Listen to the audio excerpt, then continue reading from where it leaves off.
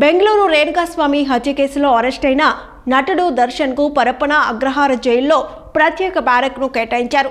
దర్శన్తో పాటు మరో నటుడు ప్రదోష్కు అటాచ్డ్ బాత్రూంతో కూడిన ప్రత్యేక బ్యారక్ ఇచ్చారు. రిమాండ్ ఖైదీగా ఉన్న దర్శన్కు 6106 నెంబర్ను కేటాయించారు జైలు అధికారులు.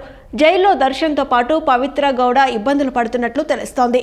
దర్శన్ అరకొరగా భోజనం చేస్తున్నట్లు, రాత్రి ఆలస్యంగా నిద్రపోయినట్లు జైలు సిబ్బంది గుర్తించారు.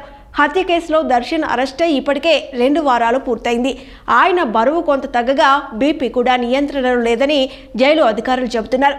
ఇక మహిళా బ్యారక్లో ఉన్న పవిత్ర గౌడ ఇతర ఖైదీలతో కలవకుండా ఒంటరిగా ఉంటూ ఏడుస్తున్నట్లు జైలు సిబ్బంది గుర్తించారు. హత్య కేసులో నిందితులు మొత్తం 17 మందిని పరప్పన అగ్రహార జైల్లోనే ఉంచారు. వీరందరికీ 13 రోజులు రిమాండ్ విధించింది కోర్టు.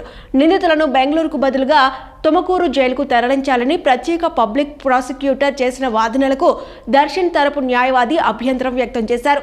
దీనిపై ఇవాళ మరోసారి విచారణ జరగనుంది. కన్నడ నాట కలకలం రేపిన రేణుకాస్వామి మర్డర్ కేసులో సంచలన విషయాలు వెలుగులోకి వచ్చాయి. భార్యను విస్మరించి ప్రేయసితో వివాహేతర సంబంధం పెట్టుకుని ఇదేమని ప్రశ్నించిన అభిమానిని టార్గెట్ చేసి హతమార్చారు. నటుడు దర్శన్, అతని ప్రియురాలు పవిత్ర గౌడ రేణుకాస్వామి మర్డర్కు ముందు దర్శన్, పవిత్ర కలిసి షెడ్కు వెళ్లారు. రేణుకాస్వామిని పిలిపించి అతి దారుణంగా కొట్టి చంపేశారు.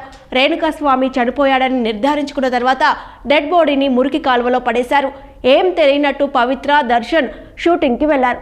కార్తిక్, కేశవ్, నిఖిల్, రాఘవేంద్రలకు డబ్బులిచ్చి లొంగిపోవాలని చెప్పడంతో వాళ్ళు సరెండర్ అయ్యారు. కానీ వీళ్లలో ఎవరికి క్రైమ్ బ్యాక్గ్రౌండ్ లేకపోవడంతో పోలీసులకు ఎక్కడో తేడా కొట్టింది.